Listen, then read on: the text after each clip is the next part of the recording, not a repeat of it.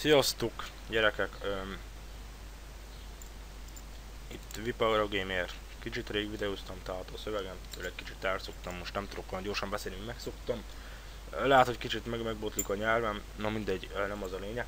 Ez a videó, amint a címében is olvashatjátok, a Need for Speed Most Wanted egyik módja, az Under Wanted, ez lesz utasítás, használni utasítás pontosabban. A játékot nem fogom tudni elindítani, de elmondom, hogy csak 32 verdon működik nekem. Azért nem tudom elindítani a játékot, mivel Camtasia Studio-val veszem fel, és ezzel nem lehet videót feltenni.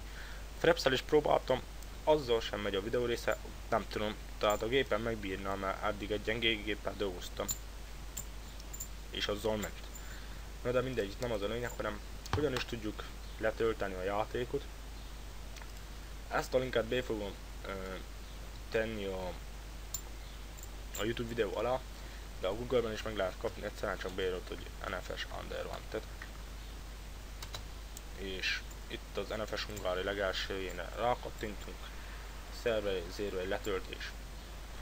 Miután letöltötted, mutatom is, hogy mit kell csinálni, tehát miután letöltötted. Lesz egy ilyen MV2UV, tehát Most Wanted to Under Wanted RAR fájlot, belélépsz, ha a TC állapotban persze belélépsz megint, és ezt a részt ki kell másod oda, tehát a Need for Speed Most Wanted abban a mappájában, amiben szeretnéd elindítani, tehát itt.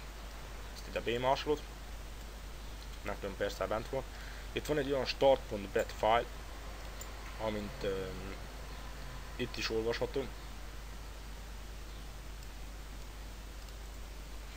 Itt erre rámész, nyomsz egy egyes és egy entert. Én most azért nem lépök belé, mivel a videó úgy se venné fel, és ott lenne egy nagy felkátta rész és ennyi. Nekem 32 percre indul, ha kapok majd egy jobb videófelvevő programot. Frapszel sem, nem tudom miért nem, majd utána olvasok. Na de, ha kapok valami videóprogramot, amivel fel tudom venni azt a játékot, magát a játékot, akkor mindenképp fel fogom venni, és megmutatom, hogy minden 89 példa kellene menjen. Ha ezt itt követni fogod, akkor valószínűleg neked is minden 89 verda fog menni, ha jól emlékszem, ennyivel. Úgyhogy sziasztok!